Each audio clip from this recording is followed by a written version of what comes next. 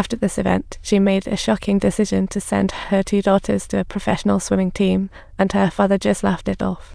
Dad's attitude frustrated Judy and her sister, but Mom's resolve was rock solid.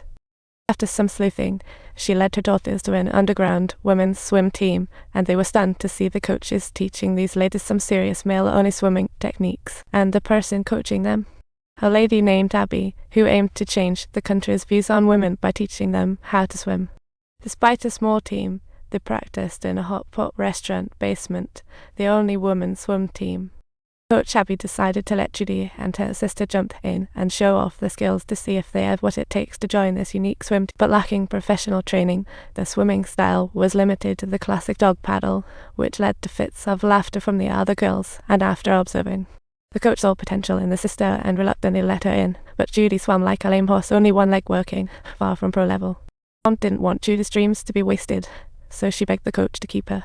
Seeing Mom's resolute look, the coach agreed, but on condition that she stoke the boiler daily. If Judy helped out, she could use the pool after training. Mom happily accepted, but that $2 a week was still a stretch for a mom with no income. Mom had to pick up her old skills again, and worked hard to save up for the fees, while the sister quickly shone in the training under Coach Abby's guidance. Poor Judy couldn't even get the basics right. Her days were filled with coal hauling and boiler stoking, leaving her walking. The girls often teased her as Boiler Babe, but Judy always chose to ignore the jabs, leaving her sister utterly confused. She couldn't fathom why these girls were so mean to someone who'd battled illness, considering Judy had dealt with measles as a kid. The doctors had given up on her, but who knew other girls could be so strong, thriving through tough times? After listening to the sister, Coach Abby tried to encourage Judy to back off, but she was shocked at the brave spirit this girl who looked ever so weak had the guts to shout out boldly. So Abby created a new rule to give her a shot to show what she could do. The last person in the swim races would get to stoke the boiler, and Judy finally got her wish to jump in the pool, feeling like she jumped into a long-lost warm hug. Over the next few weeks, even though she still came in last, Abby's tailored training helped Judy make notable progress. In one race, Judy finally outswam a competitor and shed that Boiler Babe label like a bad wig. Ruth, don't go back to being Boiler Babe. But to match her sister's brilliance, she needed to amp up her game. No longer satisfied with pool training, Judy opted to practice in the roaring sea, pushing her limits like a true adventurer. As the saying goes, dripping water penetrates stone, and soon, a rare competition proved her hard work wasn't in vain. The coach scored a chance for the girls to compete against an OC world champion, and lucky Judy was chosen to compete. As the gun fired, the race began, but Judy messed up her jump, falling behind. I shifted to her sister, who was neck and neck with the Aussie champ. The coach thought, if they won today, the whole women's swim team would be. So she was all about fine-tuning the sister's technique to ensure she unleashed her inner mermaid at the critical moment. As the race neared its end, many competitors tired, but Judy surged ahead like a loyal dog, overtaking rivals one by one. Though she started off lagging behind, her performance was as steady as a mountain. In the final lap, amidst cheers, the coach noticed Judy would overtake the Aussie champion, stunning her mom. Subtitles. She never ever imagined Judy could put on such an amazing performance. The coach saw Judy's stamina was extraordinary and used it to land the best punch.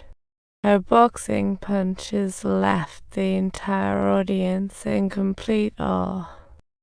Just then, Judy spotted a swimming penguin and realized she got a bit distracted. The coach also noticed Judy's extraordinary endurance and decided to provide her with even more specifically tailored training. But the traditional dad showed no joy upon seeing his daughter outperform the Aussie champ in the news. Instead, he thought about marrying Judy off so she'd behave at home. Judy's fate seemed controlled by Dad, but she and her sister refused to back down. They not only kept training but entered competitions of all kinds, and Judy kept smashing records on the field. Break after break, she became the center of attention. In a 200-meter race, Judy set a new record again, making Mom swelled with pride. Mom slammed Judy's gold medal down on Dad's meatpacking table, hoping he'd realised that her accomplishments were worth more, but Dad, being stubborn, insisted the honours were nothing compared to a chunk of meat. Until the Olympic Committee had stopped by, Dad finally changed his tune when they invited Judy to represent the country at the Judy could not contain her overwhelming joy. It was the outcome of years of perseverance. But her sister was different, busy dating, with no swim achievements. Thus, she was rejected for the Olympics, and when Dad found out, he was not a happy camper. He forced her to end the relationship, leaving the sister feeling utterly crushed and hopeless. Ignoring the downpour, she rushed out, Judy trailing, fearing she'd fail the contest without her sister. She hoped to fight alongside her sister to chase that distant Olympic dream, but her sister told her to face reality.